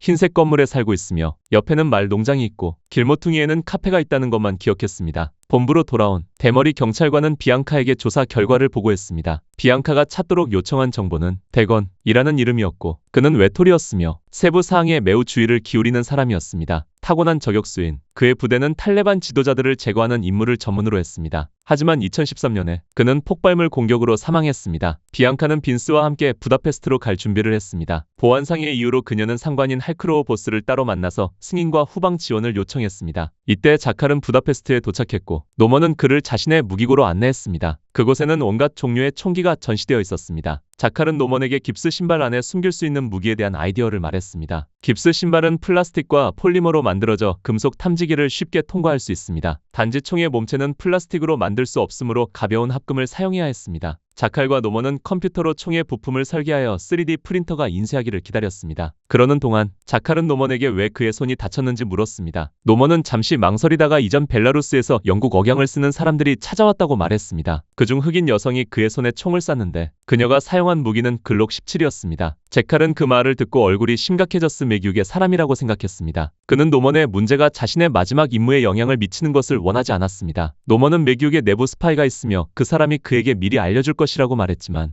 자칼은 여전히 심각한 표정이었습니다. 프로 암살자로서 그는 항상 신중했고 최악의 시나리오까지 계산했습니다. 다음날 총의 부품들이 인쇄되었습니다. 깁스 신발에서 꺼낸 후 부품들을 조립하자 간단한 저격총이 되었고 노먼은 자칼에게 차키를 주며 근처 숲으로 가서 총을 시험해보라고 했습니다. 그는 또한 플라스틱으로 만든 총신은 튼튼하지 않으니 7-8발 정도만 쏠 수 있으며 안전을 위해 시험 사격 횟수를 줄이라고 상기시켰습니다. 자칼은 곧장 숲으로 차를 몰고 가서 75m 떨어진 나무에 수박을 매달고 플라스틱 탄알로 0점을 조정하기 위해 시험 사격을 시작했습니다. 문제가 없음을 확인한 후 그는 금속 탄알로 바꿔 장전했고 새로운 무기는 자칼의 만족을 얻었습니다. 돌아오는 길에 자칼은 길모퉁이에 있는 카페에 들러 커피를 마시고 갑자기 근처에서 움직이는 비앙카의 차를 발견했습니다. 알고 보니 그녀는 노먼의 위치를 찾아내고 지원 병력을 불러 공격을 준비하고 있었습니다. 자칼은 걱정하며 노먼에게 전화를 걸었지만 그는 술에 취해 정신을 잃은 채 한참 후에야 전화벨 소리를 들었습니다. 깨어난 후 노먼은 서둘러 컴퓨터에 인쇄 기록을 삭제했고 바로 그때 비앙카가 사람들을 이끌고 그의 은신처로 들이닥쳤습니다. 지난번의 경험을 바탕으로 비앙카는 이번에는 앞뒤로 포위망을 쳐서 노먼을 쉽게 제압했습니다. 제압당한 후에도 그는 완강히 자칼의 정보를 누설하지 않았습니다. 비앙카는 소파 위에 놓인 자칼의 배낭을 발견하고 초원의 늑대가 분명히 근처에 있을 것이라고 추측하며 자칼이 나타나기를 기다려 매복할 계획을 세웠습니다. 노먼은 레리에게 배신당했다는 것을 알고 화가 나서 벌떡 일어섰습니다. 그러나 뜻밖에도 제칼이 조준하고 있던 비앙카를 대신해 총알바디가 되고 말았습니다. 자칼이 총알을 장전하는 동안 비앙카는 은신하여 바깥의 동료들에게 신호를 보내 그를 포위하도록 했습니다. 자칼은 말 우리 근처로 몰렸고 재빨리 흰말을 타고 도망쳤습니다. 비앙카는 그가 숲으로 들어갈 때까지 바짝 뒤쫓았고 그녀의 동료는 차에서 내리자마자 총에 맞았지만 다행히 방탄복을 입고 있어서 심하게 다치지는 않았습니다. 자칼의 총은 사격 횟수가 제한되어 있었기 때문에 그는 경찰의 추격을 피해야 했습니다. 마침내 자칼은 벼랑 아래로 뛰어내려 탈출했고 얼마 후 강하류에서 수면 위로 떠올랐습니다. 비가 억수같이 쏟아졌고 자칼은 다른 선택이 없었습니다. 그는 비를 피하기 위해 창고로 갔지만 창고 주인이 자칼을 발견하고 총을 그의 머리에 겨누며 위협했습니다. 자칼은 저항하려 했지만 손을 쓰기도 전에 창고 주인에게 총 개머리판으로 제압당하고 천장에 매달렸습니다. 이처럼 어려운 상황에서 제칼은 남은 4일 안에 임무를 완수하기 위해 무엇을 해야 할까요? 대통령까지 암살했던 최고의 암살자가 좀도둑처럼 천장에 매달려 있을 줄 누가 상상이나 할까요? 시간은 점점 줄어들고 있는데 자칼은 이곳에 갇혀 있었습니다. 자칼이 필사적으로 탈출구를 찾고 있을 때 뚱뚱한 남자는 갑자기 그를 풀어주며 여기서 나가라고 손짓했습니다. 하지만 자칼이 막 일어서자 그는 집더미 속에 숨겨진 저격총을 발견했습니다. 뚱뚱한 남자는 자칼이 수상한 짓을 하고 있다고 의심하고 자칼을 자신의 집으로 끌고 갔습니다. 자칼은 계속해서 돈으로 이 문제를 해결할 수 있다고 신호를 보냈지만 언어가 통하지 않아 그는 자칼이 하는 말을 전혀 이해하지 못했고 유로라는 단어만 분명히 들었습니다. 그는 즉시 형에게 전화하여 외국인을 붙잡았다고 자랑했습니다. 게다가 뚱뚱한 남자는 첨단 기술처럼 보이는 이상한 총도 압수했고 그가 붙잡은 외국인이 돈 문제로 그와 거래하고 싶어하는 것 같다고 했습니다. 창고 주인은 그와 그의 형제가 이 낯선 사람으로부터 거액을 뜯어낼 수 있을 것이라는 생각에 매우 흥분했습니다. 마침 창고 주인의 형의 농장에서 일하는 사람들 중에 라슬로라는 영어를 할 줄 아는 사람이 있었습니다. 그는 자칼에게 가서 그 외국인이 무슨 말을 하고 싶어 하는지 들어보았습니다. 라슬로는 자칼이 돈으로 해결하고 싶어 한다는 것을 알게 돼서 그 내용을 주인에게 전했습니다. 그렇게 좋은 먹잇감이 있다는 것을 들은 그 형은 즉시 총을 들고 동생의 농장으로 갈 준비를 했습니다. 하지만 얼마 가지 못해 그들의 차는 경찰에 의해 막혔습니다. 경찰관은 최근 외국인 암살자가 나타났으니 조심하라고 그들에게 알렸습니다. 형은 그 말을 듣고 더욱 흥분하며 경찰에게 그 암살자를 잡으면 보상을 받을 수 있는지 물었습니다. 그리고 경찰의 대답은 그 살인자에게서 멀리 떨어지라는 것이었습니다. 왜냐하면 그 살인자는 세계적으로 위험한 범죄자이기 때문입니다. 그 말을 들은 노인은 이제 큰 부자가 될 거라고 생각했지만 그를 기다리는 것은 거액의 포상금이 아니라 그의 이름이 저승사자의 명부에 오르는 것이라는 것을 알지 못했습니다. 왜냐하면 형이 올 때까지 뚱뚱한 남자는 계속해서 자칼에게 직접 만든 빵을 맛보라고 강요했기 때문입니다. 자칼이 탈출할 기회를 찾지 못하고 안절부절 못하고 있을 때 뜻밖에도 기회가 저절로 찾아왔습니다. 그가 방심한 틈을 타 빵을 자칼의 입에 억지로 넣으려 할 때 자칼은 머리로 상대방의 얼굴을 강하게 들이받아 그를 땅에 쓰러뜨렸습니다. 자칼이 짐을 챙겨 떠날 준비를 하고 있을 때 뚱뚱한 남자의 형이 그에게 전화를 걸었지만 아무도 받지 않았습니다. 형은 동생에게 그 외국인이 매우 위험하니 조심하라는 메시지를 남겼습니다. 그 형은 그 메시지를 남길 때 동생이 이미 오래전에 세상을 떠났다는 것을 상상조차 하지 못했습니다. 자칼은 밖으로 나가 차에 탔지만 시동이 걸리지 않았습니다. 다른 방법이 없었고 그는 다른 차로 갈아탔습니다. 키를 꽂자마자 피해자의 형이 들이닥쳤고 그들이 동생을 찾아 집 안으로 들어가는 동안 자칼은 재빨리 시동을 걸었으며 굉음이 울려 퍼졌습니다. 형은 집에서 뛰쳐나와 자칼을 향해 총을 겨눴고 모든 것이 끝날 것 같던 바로 그 순간 자칼은 마침내 시동을 걸 수 있었지만 그는 몸을 일으켜 길을 볼 수 없었기 때문에 차는 통제 불능 상태로 타이어 더미에 충돌해서 자칼은 갇혔습니다. 그 모습을 본 노인은 동생의 복수를 하려고 달려들었지만 그가 차 문을 열었을 때 자칼은 이미 사라지고 없었습니다. 바로 그 순간 차 밑에서 총성이 울렸고 자칼은 냉정하게 일어서서 공포에 질린 라슬로의 눈앞에서 결정적인 일격을 가했습니다. 그는 망설임 없이 그를 세상으로 보냈습니다. 라슬로는 용기를 내어 다가섰지만 그의 총에는 공포탄만 들어있었고 자칼을 어떻게 상대할 수 있을까요? 결국 이성은 라슬로에게 무기를 내려놓으라고 속삭였고 그는 순순히 인질이 되었습니다. 자칼에게 운전수이자 통역사가 필요하지 않았다면 그는 이미 라슬로에게 총알을 먹였을 것입니다. 총구가 바로 옆에 겨눠진 채 라슬로는 떨면서 자칼의 명령에 따라 운전했습니다. 창문 밖으로 새들이 놀라 날아가는 것을 본 자칼은 1억 달러짜리 의뢰를 받은 것을 후회했지만 이제 그에게는 물러설 곳이 없었습니다. 목숨을 부지하기 위해 도망치던 중 자칼은 라슬로의 휴대폰을 빼앗았습니다. 잠시 망설이던 그는 아내에게 전화를 걸어 큰 어려움에 처했다고 털어놓기로 결심했습니다. 아내에게 이것이 마지막 통화가 될 수도 있다고 말하는 자칼의 목소리는 감정에 북받쳐 있었습니다. 그는 누리아에게 아들을 잘 돌봐달라고 당부하며 그들을 매우 사랑한다고 말했습니다. 원래는 고통과 절망으로 가득 찬 전화였어야 했지만 그의 말을 듣고도 예상외로 누리아는 당황하지 않고 자칼에게 어디에 있는지 그리고 그를 돕기 위해 무엇을 할 수 있는지 직접적으로 물었습니다. 바로 그 제안이 자칼에게 한 줄기 희망을 불어넣었고 그는 즉시 아내에게 여행 가방을 가져다 달라고 했습니다. 누리아는 아무런 의심 없이 즉시 짐을 싸서 남편을 구하러 갔습니다. 그녀는 여전히 남편이 평범한 스파이라고 생각했고 이 임무를 완수하고 안전하게 집으로 돌아오기만을 바랐습니다. 전화를 끊은 후 라슬로는 자칼을 시내로 데려갔고 그는 라디오에서 자신을 수배하는 뉴스를 들었습니다. 사이렌을 울리며 고속으로 이동하는 경찰차들을 보며 자칼은 깊은 생각에 잠겼습니다. 다른 곳에서 비앙카는 보고를 받고 농장의 살인 현장으로 갔습니다. 경찰은 노먼의 은신처에서 발견된 지문과 일치하는 지문이 많이 발견되었다고 말했습니다. 그것은 도주한 사람이 자칼이라는 것을 증명하기에 충분했고 비앙카가 추격을 계속하려던 찰나의 상관으로부터 전화가 왔습니다. 할크로우는 그녀에게 즉시 본부로 돌아오라고 명령했습니다. 상관이 자칼 체포 작전의 우선순위를 최고 수준으로 높이고 이 작전에 아누비스라는 이름을 붙였기 때문입니다. 그들은 그녀가 돌아와 지휘하기를 원했습니다. 이 시점이 전혀 적절하지 않았지만 명령은 거부하기 어려웠고 비앙카는 마지못해 받아들였습니다. 하지만 이것은 자칼에게 우연히 탈출 기회를 제공했습니다. 최고의 암살자라면 자칼은 봐주지 말았어야 했지만 라슬로가 그에게서 악당 같지 않다는 말을 듣고 그는 생각에 잠겼습니다. 그 말은 자칼의 머릿속에서 계속 맴돌았고 그는 지난 세월 동안 얼마나 많은 사람들을 무심하게 살해했는지 떠올리게 했습니다. 심지어 한 임무에서는 고객이 그에게 무고한 마을 전체를 제거하라고 명령하기도 했습니다. 그때부터 그는 더 이상 좋은 사람이 아니었습니다. 자칼은 라슬로에게 다리 밑에 트럭을 세우라고 요구하며 핸들에 두 손을 올리라고 명령했습니다. 자칼은 총을 쏴야 할지 망설였고 휴대폰에 있는 라슬로의 가족 사진을 보다가 자신의 아내와 아이들을 떠올렸습니다. 결국 자칼은 암살자의 규칙을 깨뜨렸습니다. 자칼은 라슬로에게 감히 배신하면 자칼의 동료들이 직접 그의 집으로 가서 그의 눈앞에서 아내와 아이들을 죽일 것이라고 위협했습니다. 그런 다음 자칼은 라슬로에게 경찰이 신문하면 그 암살자의 얼굴을 본 적이 없다고 말하라고 지시했습니다. 라슬로가 정신을 차렸을 때 자칼은 이미 사라지고 없었습니다. 마치 죽음에서 돌아온 듯 그는 기뻐하며 크게 웃었습니다. 한편 자칼은 인파 속으로 섞여 누리아에게 전화를 걸었습니다. 그는 아내에게 더 이상 전화하지 말고 이메일을 기다리라고 했습니다. 말을 마친 후 자칼은 휴대폰을 지나가던 사람의 배낭에 던져 넣었습니다. 그는 인터넷 카페에 들어가서 다크웹에 접속하여 자신의 감독관에게 연락했습니다. 그 여성은 자칼의 부다페스트 사건이 너무 시끄러웠기 때문에 상관들이 그에 대한 신뢰를 잃기 시작했다고 말했습니다. 자칼은 곧 돌아와 약속을 지킬 것이라고 주장했지만 그들이 감히 보수를 가로채면 예상치 못한 결과를 맞이하게 될 것이라고 경고했습니다. 진아는 자칼에게 도움이 필요한지 물었고 자칼은 혼자 처리할 수 있다고 말했습니다. 바로 그때 누리아의 이메일이 도착했습니다. 자칼은 즉시 아내에게 호텔 링크를 보냈고 누리아는 소식을 받고 나서 서둘러 가방을 들고 공항을 떠났습니다. 마침내 이 부부는 호텔에서 만났습니다. 비록 누리아는 남편에게 약간의 원망을 품고 있었지만 그의 후회하는 눈빛을 보고 용서하기로 했습니다. 말없이 자칼은 재빨리 변장을 시작했습니다. 아내가 가져온 가방 안에는 변장에 필요한 도구들이 있었고 누리아는 말없이 옆에 서서 남편의 일에 대해 더 알고 싶어 했습니다. 자칼은 그녀를 막지 않고 일련의 작업을 시작했습니다. 아내의 놀란 눈앞에서 그는 노인으로 변했고 그 후 자칼과 그의 아내는 공항으로 갔습니다. 검색 과정에서 보안 요원들은 아무런 의심도 하지 않았고 그는 수사팀의 눈을 쉽게 속였습니다. 후회 속에서 아내와 헤어진 후 자칼은 혼자 떠났습니다. 이때 비앙카와 그녀의 동료들도 본부로 돌아가는 길에 우연히 그를 지나쳤습니다. 하지만 자칼이 비행기에 탑승한 후 비행은 지연되어 이륙하지 못했습니다. 잠시 후 자칼은 비앙카와 그녀의 동료들이 비행기에 탑승하는 것을 보고 놀랐습니다. 알고 보니 그들은 본부로 돌아가지 않았습니다. 비앙카의 상관은 세계 최고의 부자인 일론 머스크가 4일 후 개발한 새로운 소프트웨어를 출시하기 위해 탈린에 도착할 것이며 자칼이 반드시 그곳에 갈 것이라는 정보를 입수했습니다. 그래서 할크로우는 비앙카에게 탈린으로 가는 비행기로 변경하라고 지시했습니다. 하지만 운명의 장난인지 비앙카는 우연히 자칼 바로 앞에 앉았습니다. 목적지에 도착한 후 그는 경찰이 자신과 같은 방향으로 가는 택시에 탑승하는 것을 보았습니다. 심지어 같은 호텔에 체크인까지 했습니다. 자칼은 방에 들어서고 이번 임무가 분명히 매우 어려울 것이라고 직감했습니다. 변장을 벗으면서 그는 계획을 바꿔야 할지 고민했습니다. 하지만 어떤 방법을 생각해내기도 전에 초인종이 울렸습니다. 2명의 경찰관이 문 앞에 나타났습니다. 그들은 위층에서 도난 사건이 발생하여 각 방을 확인하고 있다고 말했습니다. 자칼은 침착하게 그가 방금 도착했으며 이상한 점을 발견하지 못했다고 설명했습니다. 그의 여권을 확인한 후 아무런 문제가 없자 남자 경찰관은 떠나려 했습니다. 하지만 옆에 있던 여자 경찰관은 뭔가 이상하다고 느꼈습니다. 여자의 직감은 그녀에게 눈앞의 남자가 결코 단순한 사람이 아니었습니다. 그래서 그녀는 자칼에게 전화번호를 알려달라고 요구했고 그의 앞에서 바로 전화를 걸었습니다. 방 안에서 전화벨 소리가 울리는 것을 듣고 나서야 여자 경찰은 마음속에 의심을 풀고 동료와 함께 떠났습니다. 자칼은 이곳에 오래 머물러서는 안 된다고 생각했고 즉시 전화번호를 눌렀습니다. 바로 전날 휴대폰을 찾는 것을 도와준 보안 요원이었습니다. 그날 그는 이 직원이 다른 성적 취향을 가지고 있다는 것을 알아채고 그와 약속을 잡았습니다. 하나는 의심을 피할 안전한 거처를 찾는 것이었고 다른 하나는 그가 자칼에게 조금이라도 도움이 될 수 있는지 알아보는 것이었습니다. 임무를 순조롭게 완수하기 위해 자칼은 망설임 없이 상대방에게 키스를 했습니다. 최고의 암살자가 임무를 완수하기 위해 성적 취향을 가장해야 한다는 것은 정말 아이러니했습니다. 암살을 확실하게 성공시키기 위해 자칼은 예외적으로 진아와 약속을 잡았습니다. 그는 비앙카와 그녀의 동료들에 대한 정보를 누설하며 진아에게 장애물을 제거해 달라고 요청했습니다. 자칼의 애원에 그녀는 놀라지 않을 수 없으며 그렇게 유명한 암살자가 다른 사람에게 애원하는 날도 있습니다. 진아는 웃으며 동의했습니다. 그녀는 자칼에게 일론 머스크가 금요일에 도착할 것이라고 말하며 그가 암살에 성공할 수 있을지 확신하는지 물었습니다. 진아는 자칼로부터 만족스러운 대답을 들을 것이라고 생각했지만 예상외로 그는 냉담하게 임무를 완수하기 전에는 진아는 자칼로부터 어떤 소식도 없을 것이라고 말했습니다. 동시에 자칼은 그녀가 제때 지불해 주기를 바랐습니다. 자칼이 떠나는 것을 본 진아는 즉시 지원을 요청했습니다. 숙소로 돌아온 후 자칼은 설계도를 계속 연구했습니다. 하지만 그가 예상치 못했던 것은 자신의 신분이 노출되었다는 것입니다. 알고 보니 비앙카와 동료가 아누비스 작전 본부에 도착한 후 할크로우는 이미 그곳에서 오랫동안 기다리고 있었습니다. 인사도 나누기 전에 그는 즉시 비앙카에게 기억을 바탕으로 화가들과 협력하여 암살자의 몽타주를 그리라고 명령했습니다. 몽타주가 완성되자 할크로우는 그 사진을 지역 경찰에 보냈고 얼마 지나지 않아 한 여자 경찰이 호텔에서 몽타주와 똑같이 생긴 남자를 봤다는 신고를 받았습니다. 비앙카와 동료는 이 정보를 입수하고 즉시 그곳으로 갈 준비를 했지만 문을 나서자마자 한 자동차가 그들을 향해 돌진했습니다. 비앙카가 재빨리 동료를 끌어당기지 않았다면 그들은 벌집처럼 총에 맞았을 것입니다. 공격자가 있다는 것을 알아챈 모든 사람은 즉시 전투 모드로 전환했습니다. 건물 경비원의 도움으로 적의 차는 화단에 충돌하여 뒤집혔지만 암살자의 목표는 분명했습니다. 그는 무모하게 차에서 내려 계속 총을 쏘았지만 비앙카에게 사살당했습니다. 분명히 계획된 암살이지만 다행히 부상자는 없었습니다. 비앙카는 사건의 심각성을 인지하고 여전히 떨리는 마음으로 차에 올라 특수 부대를 이끌고 호텔로 향했습니다. 하지만 모두가 들이닥쳤을 때 그들은 자칼의 흔적을 전혀 찾을 수 없었습니다. 그는 이미 상황을 예측하고 재빨리 떠난 것 같았습니다. 자칼이 어젯밤 호텔을 떠난 것은 현명한 결정이었습니다. 자칼은 디자이너라는 명목으로 그 직원의 집에 임시로 머물게 되었습니다. 그는 저녁에 홀레브를 둘러보고 싶다고 했지만 그 직원은 자칼에게 오늘 저녁 공연 후에는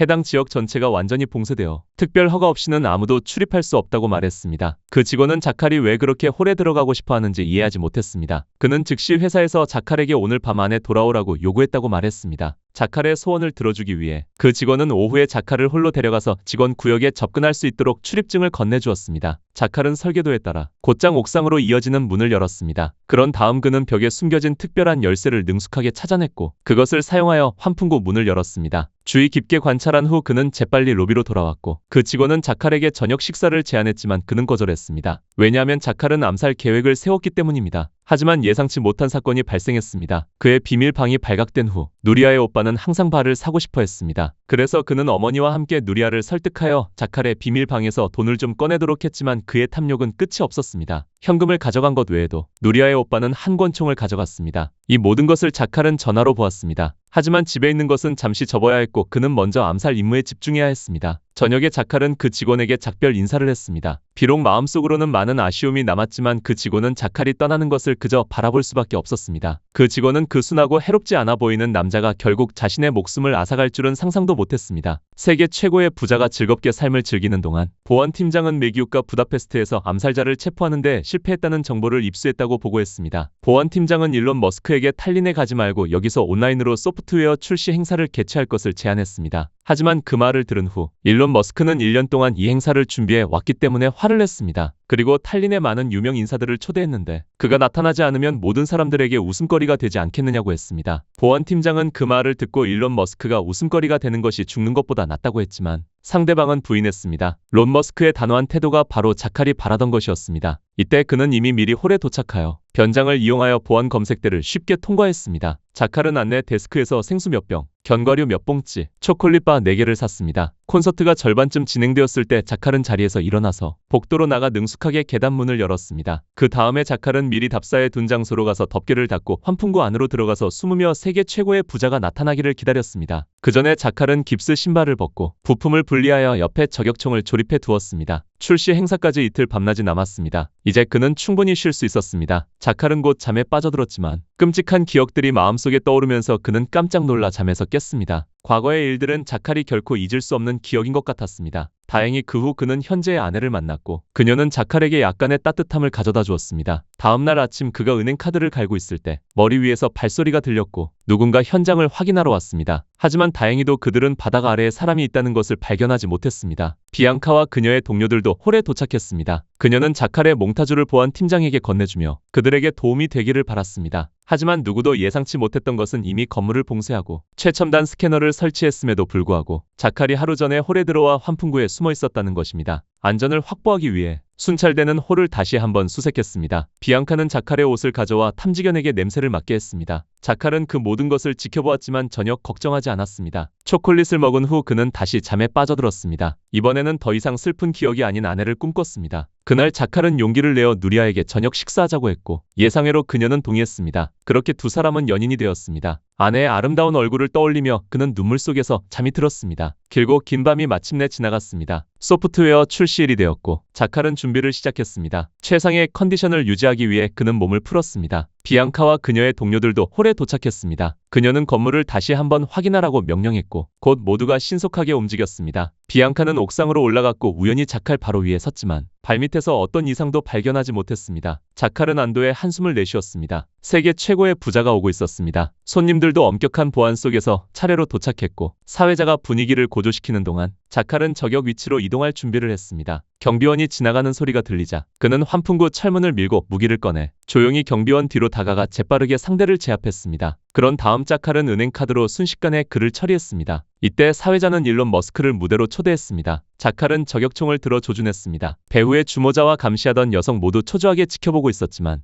세계 최고의 부자를 암살하는 것은 결코 쉬운 일이 아니었습니다. 일론 머스크 앞에 있는 방탄유리만 해도 모든 총알을 맞기에 충분했습니다. 자칼이 해야 할 일은 기회를 기다리는 것이고 상대방이 방심하고 머리를 내밀 순간을 기다리는 것이었습니다. 하지만 다른 저격수의 등장으로 그의 계획은 틀어졌습니다. 자칼은 재빨리 탄창을 갈아 끼우고 한 발 더 쏘려고 했지만 목표는 이미 사라졌습니다. 경호원들이 세계 최고의 부자를 에워싸 보호했기 때문에 그는 사격 각도를 찾을 수 없었습니다. 비앙카 또한 자칼의 위치를 파악하고 신속하게 포위망을 펼쳤습니다. 자칼은 계획이 실패한 것을 알아서 도망치기로 하고 군중 속으로 이동하여 빠져나갔습니다. 경찰이 문을 닫으려 했지만 혼란스러운 군중 때문에 그럴 기회가 없었습니다. 그래서 그들은 자칼을 놓쳤습니다. 그는 경찰차들이 달려오는 것을 보고 침착하게 다른 거리로 걸어갔습니다. 이제는 탈출했다고 생각했지만 뒤에서 자칼의 이름을 부르는 소리가 들렸습니다. 돌아보니 그 직원이었습니다. 원래 자칼은 그 직원을 죽일 생각이 없었지만 그가 쫓아오는 바람에 자칼은 이에 친구와 맞서야 했습니다. 그리움과 다정한 눈빛으로 그 직원은 사랑하는 사람에게 살해당할 줄은 상상도 못했습니다. 그 직원이 점점 숨을 거두는 것을 본 자칼은 그의 시신을 길가 구석에 두고 재빨리 떠났습니다. 그것은 암살자를 사랑해야 하는 대가였습니다. 비앙카는 자칼을 잡을 수 있을까요? 모든 것은 그녀의 다음 계획에 달려 있습니다. 시간을 돌려 2013년 아프가니스탄으로 가보겠습니다. 주의 깊게 관찰하지 않으면 돌과 자갈로 가득한 황량한 땅에 두 사람이 숨어 있다는 것을 알아차리기 어려울 것입니다. 당시 자칼은 비밀 특수부대원이자 최고의 저격수로서 관측병과 협력하고 있었습니다. 그의 임무는 테러 조직의 지도자를 암살하는 것이었고 게리가 목표물의 신원을 확인했을 때 그는 자칼에게 사격 명령을 내렸지만 자칼은 그 사람이 그들이 찾던 사람이 아니라고 생각했습니다. 게리는 상관하지 않았고 그는 그저 이 더운 곳에서 빨리 임무를 완수하고 떠나고 싶었습니다. 하지만 자칼은 동료의 말을 무시하고 목표물이 나타날 때까지 완강히 기다렸습니다. 그리고 그들은 둘 다 목이 말라 죽을 지경이 될 때까지 6시간 동안 기다렸습니다. 마침내 목표물이 나타났습니다. 거리와 풍속을 확인한 후 자칼은 숨을 참고 방아쇠를 당겨 임무를 성공적으로 완수했고 그와 그의 동료는 신속히 현장에서 철수했습니다. 이를 통해 당시 자칼은 인내심이 강하고 규율이 엄격한 사람이었음을 알 수 있습니다. 그에 대한 보상으로 팀장은 값비싼 와인 한 병을 선물하고 특별히 영내에서 술을 마시는 것을 허락했습니다. 그 후 그는 모두를 데리고 가장 가까운 도시로 가서 축하했습니다. 바로 이 사건이 지킬의 삶을 바꿨습니다. 게리가 그와 농담을 주고받던 중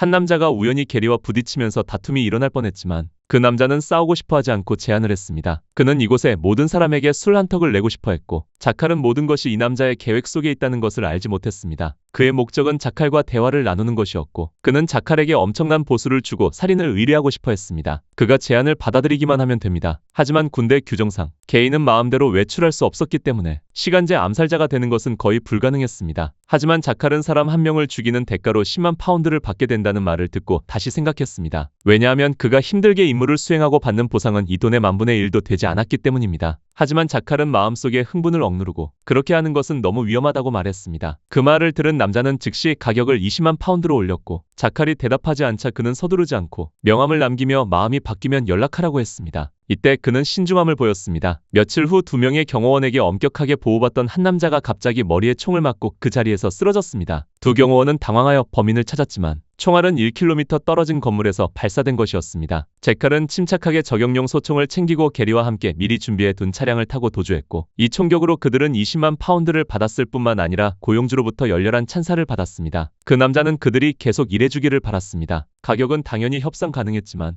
게리는 군 복무 기간이 6년, 자칼은 3년 남았습니다. 만약 그들이 탈영한 것이 발각되면 그들의 결말은 살해당하는 것보다 더 비참할 것입니다. 말을 마친 자칼과 게리는 망설임 없이 떠났고 바로 이 만남이 자칼을 암살자의 길로 이끌었습니다. 현재로 돌아와 일론 머스크 암살 임무에 실패해서 자칼은 도주해야 했습니다. 수사관들은 환풍구에서 남은 소변과 범행에 사용된 저격총을 발견했습니다. 이 두 가지에서 자칼의 지문과 DNA를 채취했지만 데이터베이스에는 그에 대한 정보가 전혀 없었습니다. 비앙카는 대건의 기록에 희망을 걸 수밖에 없었지만 그녀를 충격에 빠뜨린 것은 대건의 기록이 최고 기밀보다 더 높은 수준으로 보호되고 있다는 것이었습니다. 그것을 보려면 상관의 허가가 필요했습니다. 이것은 비앙카에게 대건과 그의 팀이 군대와 국방부가 숨기고 싶어하는 어떤 일을 했다는 확신을 더욱 심어주었습니다. 그것은 비앙카가 이 기록을 더욱 보고 싶게 만들었고 할크로우는 그녀가 왜 죽은 저격수를 계속 조사하려고 하는지 이해하지 못하는 표정을 지었습니다. 비앙카는 대건과 그의 팀에 뭔가 문제가 있다고 생각했습니다. 기록이 최고 수준으로 보호되고 있을 뿐만 아니라 대건은 뛰어난 저격수였습니다. 기록에는 그가 아프가니스탄에서 임무 수행 중 폭발 사고로 사망했다고 되어 있지만 시신이 어디에 있는지는 언급되지 않았습니다. 그 기록은 수사팀의 유용한 정보를 담고 있을 수 있었고 주장이 매우 설득력이 있었기 때문에 할크로우는 마지못해 상관에게 극비 문서에 대한 접근 권한을 요청했습니다. 하지만 누구도 예상치 못했던 것은 비앙카의 추측이 옳았다는 것입니다. 현재 최고의 암살자인 자칼은 이름을 자칼로 바꾸기 전에 대건이 대원이었던 것입니다. 과거로 돌아가서 자칼의 팀은 새로운 임무를 받았습니다. 테러 조직의 고위 인물이 결혼식에 참석한다는 소식을 듣고 그들의 임무는 목표물을 생포하는 것이었습니다. 자칼과 게리가 매복을 끝낸 후 다른 동료들도 현장에 도착했습니다. 처음에는 유혈 사태 없이 목표물을 체포하기 위해 평화적으로 협상할 계획이었습니다. 하지만 언어 장벽 때문에 양측은 교착 상태에 빠졌고 상황이 점점 심각해졌습니다. 자칼은 언덕 비탈에 저격 준비를 하는 사람이 있다는 것을 발견했습니다. 동료들의 안전을 위해 그는 어쩔 수 없이 총을 쏴 적을 쓰러뜨렸습니다. 갑작스러운 총성은 현장을 전쟁터로 만들었습니다. 팀장은 모두에게 사격 명령을 내렸습니다. 압도적인 화력 앞에 이것은 더 이상 전투가 아니라 일방적인 학살이었습니다. 모든 것이 조용해졌을 때 게리는 마당의 평범한 결혼식이었고 목표물은 그곳에 없었다는 것을 발견했습니다. 자칼과 게리는 서둘러 달려갔지만 이미 너무 늦었습니다. 수류탄을 던진 후 팀장은 다른 사람들을 이끌고 집으로 들이닥치며 살아남을 기회가 있는 사람들을 가리지 않고 모두 살해했습니다. 이때 팀장도 이곳이 평범한 결혼식이었다는 것을 깨달았습니다. 하지만 민간인 학살이라는 범죄를 은폐하기 위해 떠나기 전에 그는 공습을 요청하여 결혼식장을 잿더미로 만들어 완벽하게 증거를 인멸했습니다. 다른 사람들은 크게 웃었지만 방금 벌어진 광경은 자칼과 게리의 마음속에 어둠을 드리웠습니다. 그들은 전혀 정직하지 않다고 느꼈고 그것은 정말 심각한 실수였습니다. 현장을 떠나는 차 안에서 자칼은 게리와 함께 군대를 떠나기로 조용히 결심했고 동시에 추적당하지 않고 완벽하게 떠날 수 있는 계획을 세우고 있었습니다. 다시 현재로 돌아와 매기옥는 자칼에 대한 전 세계적인 수배령을 내렸습니다. 누리아의 오빠는 우연히 뉴스를 보고 즉시 여동생을 불렸습니다. 화면에 몽타주를 가리키며 누리아의 오빠는 단호하게 그 사람이 자칼이라고 주장했습니다. 뉴스를 본 후에 자칼의 아내는 당황하여 밖으로 뛰쳐나가 남편에게 전화하여 그에 대한 뉴스를 봤다고 말했습니다. 신분이 노출된 것을 안 자칼은 누리아에게 그녀의 오빠에게 이 사실을 절대 아무에게도 누설하지 말라고 당부했습니다. 그래야만 가족의 안전을 지킬 수 있었거든요. 누리아는 경찰이 찾아올까봐 걱정했지만 자칼은 경찰이 그의 신분을 모르기 때문에 경찰이 찾아올 이유가 전혀 없으며 아내의 오빠가 입을 다물고 있기만 하면 된다고 안심시켰습니다. 게다가 자칼은 곧 집으로 돌아갈 것이라고 했습니다. 그 말에 누리아는 남편의 진짜 신분을 깨달았고 처음으로 자칼에게 화를 냈습니다. 동시에 위험도 점점 그에게 다가오고 있었습니다. 비앙카는 감옥에 있는 레리를 찾아가 그의 딸과 아내의 죽음을 초래한 것에 대해 사과하며 용서를 구했지만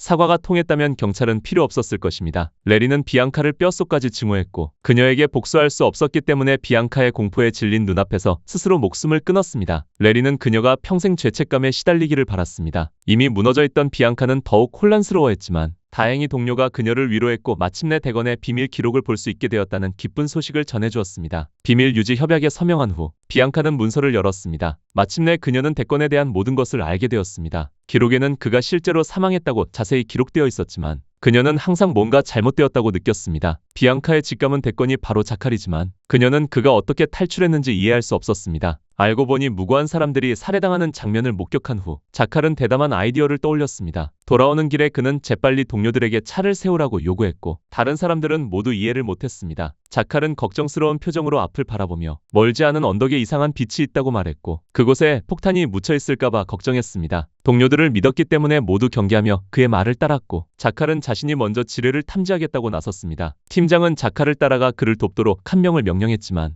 자칼은 완강히 게리와 함께 가고 싶어 했습니다. 게리의 불평에도 불구하고 그는 침묵하며 앞으로 나아갔고 게리는 자신이 자칼에게 목숨을 구원받고 있다는 것을 알지 못했습니다. 모두의 경계하는 눈빛 속에서 자칼은 금속 탐지기를 사용하여 천천히 앞으로 나아갔고 언덕 가까이에 이르자 그는 탐지기를 끄고 드라이버를 꺼냈습니다. 이 드라이버를 과소평가하지 마세요. 자칼은 종종 저격총의 0점을 조정하는 데 사용했습니다. 드라이버를 손에 든 자칼은 조심스럽게 드라이버로 언덕을 찔러 지뢰가 묻혀있는지 확인했지만 아무것도 발견하지 못했습니다. 가까이 다가갔을 때 자칼은 안도의 한숨을 내쉬었습니다. 언덕 뒤에 있던 것은 어린아이의 자전거였습니다. 위험한 것이 없는 단순한 오해라는 것을 깨달은 팀장은 모두에게 차에 타서 돌아가라고 했습니다. 하지만 아무도 자칼이 조용히 휴대폰을 꺼냈다는 것을 알아채지 못했습니다. 모든 사람이 차에 탄 것을 확인한 후 그는 대대를 폭파하는 버튼을 눌렀습니다. 게리는 무슨 일이 일어났는지 이해하지 못하고 동료들에게 달려갔고 그는 공포에 질려 범인을 찾았습니다. 하지만 이것이 바로 자칼의 계획이었습니다. 게리의 이전 발언 때문에 그는 게리를 해치지 않았습니다. 게리는 자칼에게 무슨 일이 일어났는지 물었고 그는 침착하게 그들이 이 장소를 빨리 떠나야 한다고 대답했습니다. 군대가 자칼과 게리를 찾을 수 없는 곳으로 떠났습니다. 그때부터 군대는 특수부대원 한 명을 잃었고 세계는 최고의 암살자 한 명이 나타났습니다. 자칼이라는 이름은 유트가 운전했던 트럭에서 유래되었습니다. 지난번 태국에서의 실수 때문에 자칼은 능력을 증명해야 했습니다. 동시에 1억 달러의 보상으로 경력을 끝내기 위해서였습니다. 이번에 자칼은 암살을 확실히 성공시키기 위해 철저히 준비했습니다. 일론 머스크가 그의 섬으로 도망쳤기 때문에 자칼도 따라가야 했습니다. 이때 진아가 갑자기 나타나 리버 소프트웨어가 48시간 후에 출시될 것이라고 경고하며 자칼에게 이 시간 안에 임무를 완료해야 한다고 재촉했습니다. 그렇지 않으면 그들은 큰 공경에 처할 것이라고 했습니다. 자칼은 불쾌하게 대답하며 이곳은 휴양지가 아니라고 말하고 단호하게 떠났습니다. 그것이 바로 자칼의 자신감이었습니다. 알고 보니 그는 방금 섬 주변 상황을 관찰하고 있었습니다. 자칼은 세계 최고의 부자를 보호하는 보안 시스템이 매우 엄격하다는 것을 발견했습니다. 섬에 들어가려는 모든 선박은 철저한 검사를 받아야 하고 드론도 감시하고 있었습니다. 자칼은 세계 최고의 부자가 수영을 매우 좋아한다는 것을 알고 있었으므로 바다에서만 암살할 수 있다고 판단했습니다. 하지만 그런 지형에서 저격총을 안정적으로 유지하는 것은 어려운 문제였습니다. 그 문제를 해결하는 방법은 카메라형 흔들림 방지 장치를 사용하는 것이었습니다. 계획을 마친 후 자칼은 즉시 은행으로 갔습니다. 그는 노먼이 특별히 제작해준 저격총을 꺼냈지만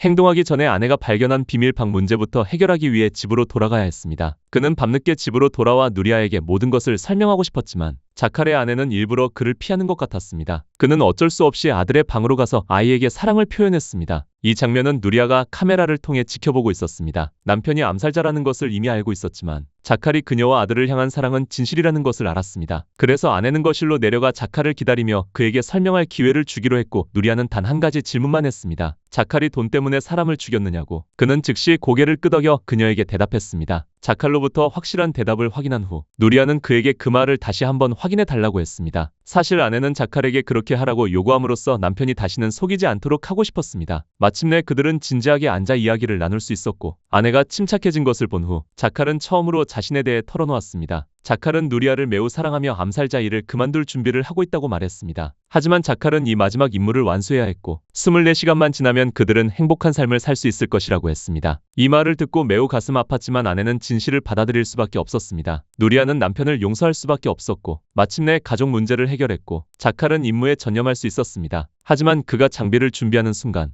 누리아의 오빠가 찾아왔습니다. 매형이 최고의 암살자라는 것을 알고 난 후 아내의 오빠는 경찰에 신고하지 않고 지역 조폭과 연락했습니다. 그는 자칼을 두목에게 소개하여 갱단을 위해 일하고 돈을 더 벌게 할 생각이었던 것입니다. 누리아는 그 사실을 알고 극도로 두려워했습니다. 그녀는 오빠의 탐욕을 너무나 잘 알고 있었습니다. 누리아의 오빠는 그저 무능하고 쓸모없는 사람이었고 그녀는 이것이 자칼이 암살자 일을 그만두려는 계획을 망칠까 봐 몹시 걱정되어 그에게 이 이야기를 털어놓았습니다. 자칼은 그 이야기를 듣고도 전혀 걱정하지 않고 오히려 부드럽게 아내를 위로하며 걱정하지 말라고 했습니다. 그저 조폭 두목일 뿐이라고요. 자칼의 눈에는 그는 아무것도 아니었습니다. 그런 다음 자칼은 아내의 오빠를 찾아가 직접 그 두목을 만나겠다고 제안했습니다. 마침내 매형이 신중하게 생각하는 것을 보고 누리아의 오빠는 기뻐하며 식당에 자리를 예약하고 신나게 떠났지만 그는 자칼이 이미 계획을 세웠다는 것을 전혀 알지 못했습니다. 자칼은 부두로 가서 친구에게 요트를 빌린 다음 무기를 가지고 배에 올랐습니다. 이때 식당에서는 두목이 아직 자칼을 보지 못했습니다. 이것은 누리아의 오빠를 안절부절 못하게 만들었고 두목이 화를 내려고 하는 것을 보고 그는 술을 따르며 달래기 시작했습니다. 하지만 바로 그 순간 식탁볼을 붉게 물들인 피를 보고 모두 정신을 차렸습니다. 악명 높은 두목이 식탁에 쓰러져 죽어 있었습니다. 이때 누리아의 오빠는 매형에게 속았다는 것을 깨달았습니다. 자칼이 그렇게 한 이유는 총을 시험하기 위해서였습니다. 만족스러운 결과를 얻은 후 자칼은 마침내 암살을 진행할 수 있었고 그는 노먼에게 뛰어난 예술가라고 감탄하는 것을 잊지 않았습니다. 이때 비앙카는 여전히 대건의 기록을 연구하고 있었습니다. 기록을 통해 그녀는 대건의 옛 상관이 아직 살아있다는 것을 알게 되었습니다. 그래서 비앙카는 병원으로 가서 밥에게 대건에 대한 정보를 묻고 싶었지만 그녀가 맥육에서 왔다는 것을 알자 밥은 단호하게 대답을 거부했습니다. 하지만 비앙카는 떠나지 않았고 밥이 그녀에게 무슨 말을 했는지는 알 수 없었지만 돌아온 비앙카는 상관을 찾아가 대건에 대한 추가 정보가 있다고 말했습니다. 그녀는 대건이 항상 혼자 행동했지만 매우 친한 친구가 있었는데 바로 대건의 옛 관측병 게리였습니다. 그래서 대건이 살아있다면 게리도 죽지 않았을 수 있습니다. 하지만 상관은 이것이 단지 추측일 뿐 단서가 아니라고 생각하며 대건에 대한 조사를 중단하기로 결정했습니다. 비앙카의 상관은 죽은 사람에게 너무 많은 자원을 투입하는 것은 불필요하며 자칼을 체포하는 데 힘을 집중하는 것이 낫다고 생각했습니다. 만약 비앙카가 대건에 대한 조사를 계속 고집한다면 그녀의 직위를 박탈할 것이라고 했습니다. 이 정보는 그녀에게 충격이었지만 자칼에게는 천금 같은 기회였습니다. 그는 친구를 찾아갔습니다. 자칼은 친구에게 낚시를 하러 바다로 데려다 달라고 부탁했고 돈의 힘 덕분에 그들은 일론 머스크가 휴가를 보내고 있는 섬 가까이까지 갔습니다. 하지만 임무를 순조롭게 완수하기 위해 자칼은 수년 동안 친하게 지낸 친구를 죽일 수밖에 없었습니다. 그런 다음 그는 친구를 잠자는 것처럼 위장했습니다. 더 이상 방해물이 없자 자칼은 침착하게 옷을 입고 의족을 조립했습니다. 이번에도 자칼은 단 4발의 총알만 가져왔고 저격총을 고정한 후 두 부품을 연결했습니다. 자칼은 재빨리 탄알 하나를 장전하고 섬을 향해 조준한 후 망설임 없이 방아쇠를 당겼고 탄알이 목표물에 명중한 것을 보고 안도해 한숨을 내쉬었습니다. 이제 그가 해야 할 일은 일론 머스크가 나타나기를 기다리는 것이었습니다. 갑자기 레이더에 이상한 점이 나타났고 망원경으로 보니 드론이 다가오고 있었습니다. 자칼은 침착하게 저격총을 가리고 낚싯대를 들고 낚시하는 척했습니다. 감시 카메라실에서 보안 요원은 수상해 보이는 보트가 섬에서 3km 떨어진 곳에 있다는 것을 발견했습니다. 하지만 팀장은 어떤 행동도 하지 않고 부하들에게 면밀히 감시하라고만 지시했습니다. 세계 최고의 부자가 평소처럼 수영을 시작했습니다. 그는 경호원들에게 둘러싸여 보호받고 있었고 그 모습을 본 자칼은 준비해 둔 옷을 입고 능숙하게 탄알을 장전한 후 목표물을 집중적으로 관찰했습니다. 거리가 너무 멀고 배가 불안정했기 때문에 자칼은 적절한 기회를 기다려야 했지만 목표물이 사정거리에 들어왔을 때 경보음이 울리며 자칼을 방해했습니다. 수상 오토바이 한 대가 그를 향해 돌진하고 있었습니다. 자칼은 어쩔 수 없이 그것을 처리해야 했고 수상 오토바이 운전자가 죽은 것을 확인한 후 그는 즉시 총구를 돌려 탄알을 재장전했습니다. 하지만 경고음은 계속 울렸고 드론이 공중에 나타났습니다. 다행히 자칼은 전파 방해 장치를 미리 준비해 두었고 그 덕분에 드론은 추락했습니다. 하지만 이것은 배 위에서 저격하려던 그의 계획을 노출시켰습니다. 적색 경보를 보고 팀장의 외침을 들은 수상 오토바이 운전 경호원은 즉시 일론 머스크를 가로막았고 동료들은 그를 물속으로 밀어넣었습니다. 하지만 자칼은 전혀 서두르지 않고 숨을 참고 수면을 관찰했습니다. 아무리 수영을 잘해도 숨을 쉬어야 한다는 것을 알고 있었기 때문입니다. 자칼은 침착하게 카운트다운을 했고 그가 쏜 총알은 경호원에게 막혔습니다. 자칼은 당황하지 않았습니다. 목표물이 물속에 있는 한 마지막 총알은 그를 쓰러뜨릴 것입니다. 일론 머스크는 이제 기댈 곳이 없다는 것을 깨달았습니다. 이제 일론 머스크는 스스로를 구해야 할 때였고 그는 즉시 물속으로 뛰어들어 해안을 향해 빠르게 헤엄쳐 가려 했지만 자칼의 눈을 어떻게 속일 수 있을까요? 그는 여전히 침착하게 수면을 주시하며 목표가 떠오를 시간을 예측했습니다. 예측은 틀리지 않았고 자칼은 이 불가능한 임무를 완수했습니다. 일론 머스크는 죽었고 다음은 그 촘촘한 보안망을 뚫고 도주하는 것이었습니다. 총알이 목표물의 머리에 명중한 후 자칼은 재빨리 현장에서 벗어났지만 도주하던 중 그는 모든 자동차를 검문하는 경찰과 마주쳤습니다. 자칼은 협조하는 척하며 경찰이 방심하기를 기다렸다가 갑자기 속도를 높여 그들을 들이받았고 그 후 자칼은 수많은 경찰차에 격렬한 추격을 받았습니다. 하지만 최고의 암살자로서 살인 기술은 자칼의 장점 중 하나일 뿐이었습니다. 그의 탈출 능력 또한 매우 뛰어났습니다. 자칼은 지형적 이점을 활용하여 속도를 높여 경찰의 포위망을 뚫고 나갔습니다. 그는 가파른 경사면을 질주하여 주거 지역으로 진입했고 경찰이 모든 기술을 동원했음에도 불구하고 거리에서 숨막히는 추격전을 벌였습니다. 그들은 여전히 자칼의 차를 막을 수 없었습니다. 총알 세례에 맞서 그는 치명적인 총알을 끊임없이 피했습니다. 마침내 자칼은 차를 몰고 도망쳐 경찰에게 짙은 먼지 구름만 남겼습니다. 이때 일론 머스크의 대리인은 그의 성대한 장례식을 치렀고 리버 출시가 무기한 연기될 것이라는 슬픈 소식을 발표했습니다. 자칼의 마지막 임무도 성공적으로 완료되었습니다. 한편 비앙카는 1km 떨어진 배에서 조폭 두목이 암살된 사건이 자칼의 범행 방식과 매우 유사하다는 것을 발견했습니다. 그래서 비앙카는 스페인으로 가서 추격하고 싶었지만 상관에게 저지당했습니다. 상관은 이 사건에 너무 많은 조직이 연루되어 있으며 경찰도 갱단간의 개인적인 원한에 관여하고 싶어 하지 않는다고 했습니다. 비앙카는 그 의견에 동의하지 않았고 화를 내며 즉시 사직서를 제출했습니다. 비앙카가 엘리베이터로 가던 중 우연히 외무장관을 만났습니다. 알고 보니 리버는 많은 사람들의 이익과 관련되어 있었습니다. 리버 출시 중단은 권력자들에게 좋은 소식이었습니다. 외무장관도 예외는 아니었습니다. 상관에게 축하 인사를 하러 갔을 때 그는 특히 적극적으로 수사하고 있는 비앙카에게도 주목했습니다. 그리고 외무장관은 비밀리에 비앙카를 처리하고 싶어 했지만 상관이 그를 막으며 비앙카는 이미 사직했으므로 더 이상 어떤 위협도 되지 않는다고 말했습니다. 이때 자칼은 갑자기 차가 뒤집혀 비탈길 아래로 굴러떨어졌고 동시에 누리아의 오빠가 또 문제를 일으켰습니다. 경찰서에서 전화를 받은 후 누리아는 서둘러 오빠를 보석으로 풀어주고 그에게 호되게 꾸짖으며 갱단에서 멀리 떨어지라고 요구했습니다. 자칼이 깨어났을 때 그는 친절한 트럭 운전수의 도움을 받았습니다. 트럭 운전수는 자칼을 안전한 곳으로 데려다준 후 경찰에 신고하려 했습니다. 자칼은 즉시 총을 꺼내 그를 맞고 그의 트럭을 빼앗았습니다. 이 장면은 우연히 근처 주민들에게 목격되었고 그들은 즉시 경찰에 신고했지만 자칼은 더 이상 걱정할 겨를이 없었습니다. 그는 서둘러 트럭을 몰고 그곳을 떠났습니다. 숲에 도착해서야 자칼은 멈췄습니다. 대충 상처를 치료한 후 그는 트럭에 불을 질러 낭떠러지 아래로 밀었습니다. 자칼은 차가운 눈빛을 가리기 위해 일부러 안경을 쓰고 낯선 사람들의 경계를 풀기 위해 결혼 반지를 끼고 기혼자인 척했습니다. 그런 다음 자칼은 캠핑 중인 노부부에게 접근했습니다. 그는 고혈압이 온 척하며 한쪽 팔이 마비되어 더 이상 운전할 수 없다고 거짓말했습니다. 자칼을 잠시 관찰한 후 노부부는 그를 가까운 병원으로 데려다 주기로 동의했습니다. 그들은 자칼의 안내에 따라 운전했습니다. 하지만 잠시 후 노인은 뭔가 이상하다는 것을 알아챘습니다. 원래 15분이면 도착할 거리를 30분이나 갔는데도 도착하지 않았기 때문에 그는 의아해했습니다. 그러자 자칼은 더 이상 연기하지 않고 직접 노인에게 총을 겨누며 계속 운전하라고 강요했습니다. 이때 비앙카는 가족과 함께 평화로운 삶을 즐기기 위해 집으로 돌아왔습니다. 하지만 예상외로 그녀의 상관이 갑자기 나타나 비앙카가 수사를 계속할 수 있도록 지원할 자원이 있다고 선언했습니다. 하지만 몇 가지 특별한 이유로 그들은 정부의 주의를 피해야 했습니다. 비앙카는 망설임 없이 동의했습니다. 이제 자카를 추격하는 것은 더 이상 직업과 관련된 것이 아니라 그녀와 초원의 늑대, 암살자 사이의 지략 싸움이 되었습니다. 비앙카는 이것이 비밀 임무이기 때문에 승패를 가리고 싶었습니다. 그녀와 함께 스페인으로 수사를 떠나는 것은 동료뿐이었고 이 여정은 분명히 긴 여행이 될 것입니다. 자칼은 곧 길에서 경찰이 차를 검문하고 있다는 것을 알아챘습니다. 다행히 그들의 차는 줄의 맨 끝에 있었습니다. 아무도 눈치채지 못한 틈을 타 자칼은 노인에게 오른쪽 작은 길로 들어가라고 명령했습니다. 노인은 잠시 망설이다가 따랐습니다. 가는 길에 그는 자칼에게 담배를 피워도 되는지 물었습니다. 그는 차에서 내려 노인과 함께 담배를 피웠습니다. 노인은 자칼과 협상하려고 했습니다. 그는 자칼이 그들 부부를 살려두지 않을 것이라는 것을 잘 알고 있었지만 한 줄기 희망이라도 놓치고 싶지 않았습니다. 자칼은 그 말을 듣고 내적 갈등에 빠졌습니다. 그는 이 노부부처럼 친절했던 부모님을 떠올렸습니다. 그래서 자칼은 동정심을 느꼈고 차에 탈 때 그는 노부부를 살해하지 않기로 결심했습니다. 자칼은 먼저 그들에게 오늘 밤은 여기서 쉬겠다고 말했습니다. 하지만 예상외로 노파가 칼로 그의 등을 찔렀고 자칼은 얼굴을 찡그리며 칼을 뽑아 노파를 이해할 수 없다는 듯이 바라보았습니다. 남편은 자칼이 해칠까봐 두려워서 먼저 자칼에게 달려들어 싸움을 걸었습니다. 차 안이 너무 좁아서 그는 순간적으로 반응하지 못하고 노인에게 제압당했고 이때 자칼은 완전히 분노했습니다. 그는 저항하며 상대를 밀치고 칼로 찔렀습니다. 노파는 남편이 칼에 찔린 것을 보고 몹시 후회했습니다. 자칼은 어쩔 수 없이 그들을 저 세상으로 보냈지만 그것은 그의 원래 의도가 아니었습니다. 자칼은 아내에게 전화를 걸어 다른 아름다운 도시로 가서 함께 행복하게 살자고 했습니다. 최고의 암살자로서 연이은 충격을 견뎌왔지만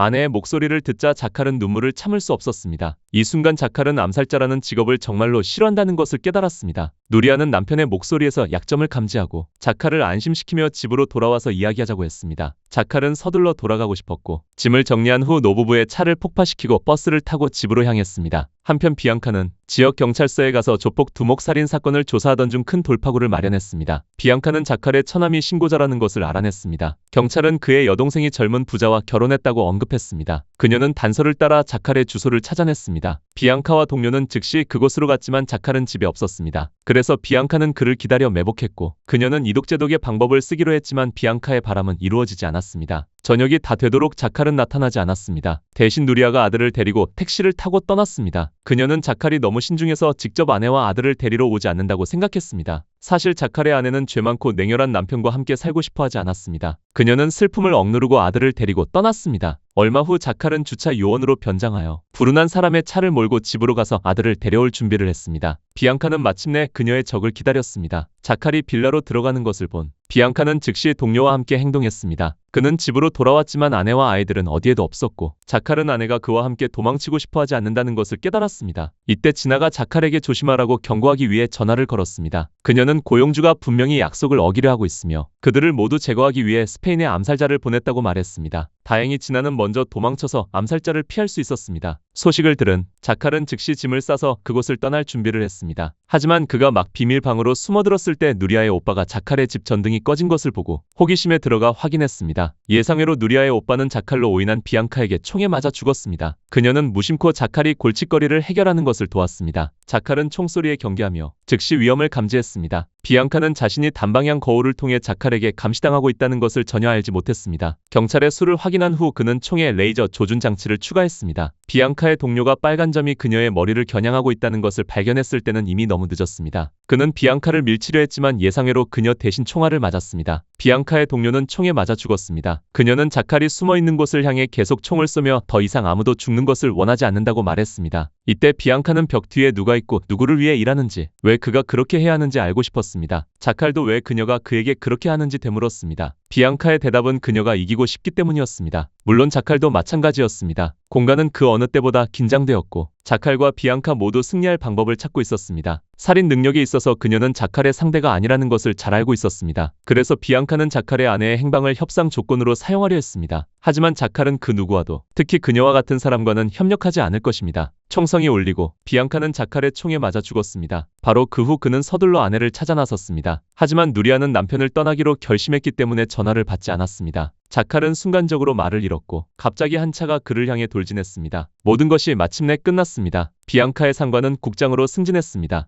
할크로우는 그녀를 축하했지만 방금 2명의 장교를 잃었기 때문에 그녀로부터 온 좋은 소식을 축하할 기분이 아니었습니다. 할크로우는 빈스와 비앙카의 죽음 배후에 누가 있는지 알았지만 그는 진실을 잊기로 했습니다. 시간이 흐른 후 안경을 쓴 한 남자가 나타났는데 그는 상처투성이의 자칼이었습니다. 그는 약속대로 진아를 만났고 그녀는 자칼이 어떻게 지금까지 살아남을 수 있었는지 궁금해했지만 그는 그저 미소 지을 뿐이었습니다. 시간을 낭비하지 않도록 진아는 자칼에게 처리해야 할 목표물의 사진이 실린 신문을 건넸습니다. 암살자로 살아온 수년 만에 처음으로 자칼은 자신의 공을 가로챈 사람에게 복수하려는 생각을 벌였습니다. 왜냐하면 바로 지금 그가 찾고 있는 것은 1억 달러가 아니라 그의 삶의 사랑이기 때문입니다. 자칼이 뒤돌아 떠나는 것을 보며 여전히 공존하는 지하 3개를 뒤로 남겼습니다. 이번에는 자칼은 사냥을 가는 것이 아니라 자신을 되찾으러 가는 것입니다.